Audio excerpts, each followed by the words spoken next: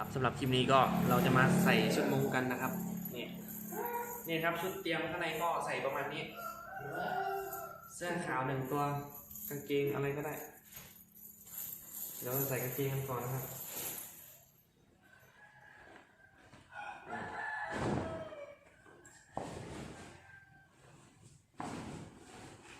ดีมองขาดูมันแพง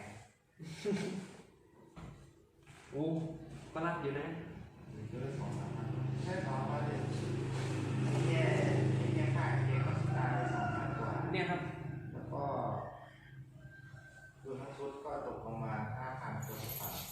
ชุดหนึ่งก็ประมาณราคานี่สุดยอดแพงมากอันนี้ใส่นี่ก่อนเหรอใช่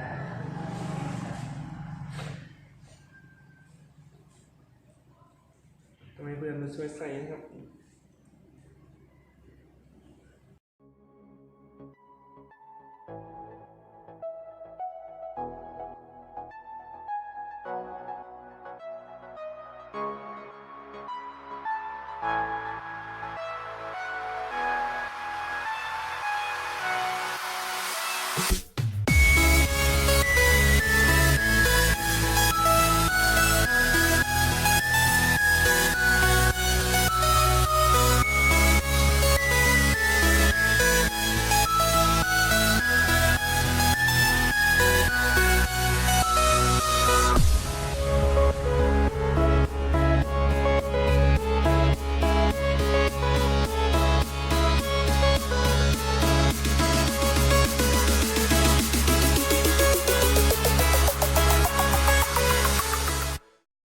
เราใส่เสร็จแล้วก็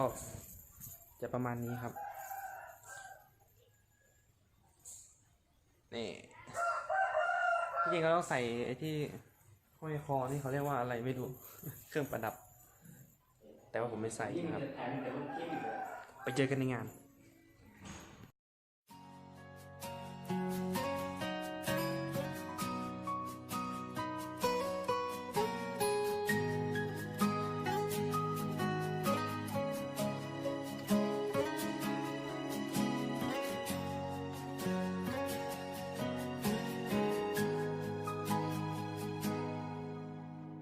hay cái lỡ lăng mù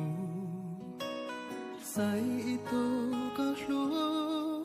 chỉ曾ghé chỉ hơi ye lâu chạy nhung nhìn đây ya tung đời ya cũ tu yo tao mua chỉ bỏ cả tu xe mà mua có để được coi rong trắng không nhớ u đâu có mua lúa chân trừ lại lia đâu có hầu cơ tu có lúa nữa chỉ ở cô chỉ xa có tu có lúa nó lông mù ya tu ở cuốn dù ya cuốn dây muốn lúa nó nữa chỉ vì có sẽ khó tao lá lũ con giờ thì yo tao lo tao in ra cây xứ lo trồng lời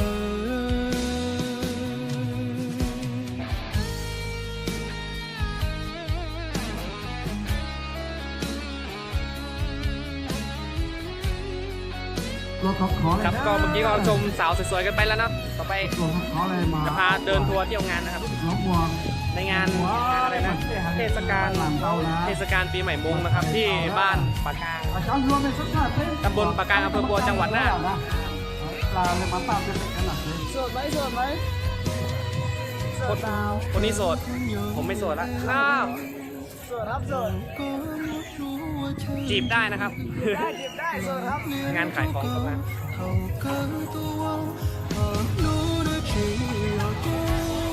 就都乱拍乱，就撞都成干了啦。啊，你叫我去死了，如果别人嚟到，你撞慘咁多啦，而家都成間咗撞咗。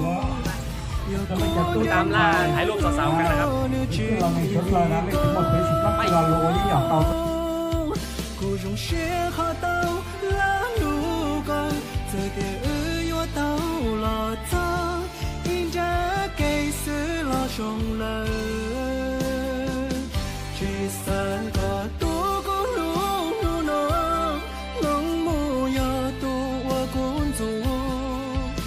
giờ con dây muốn nụ nó nữ chỉ đi câu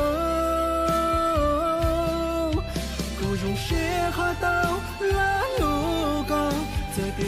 yêu tao lò ta in ra cây sứ lo trong lời cô dùng xe khó tao lá lũ con giờ từ yêu tao lò ta in ra cây sứ lo trong lời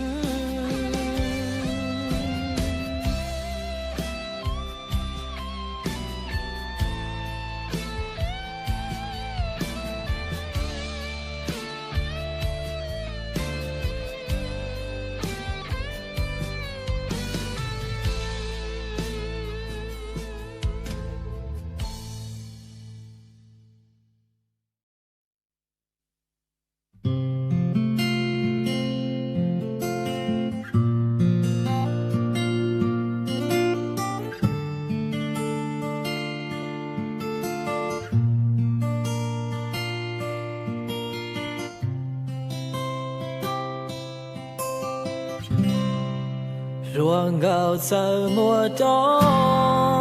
giờ mùa nhỏ thông đủ là chùa mùa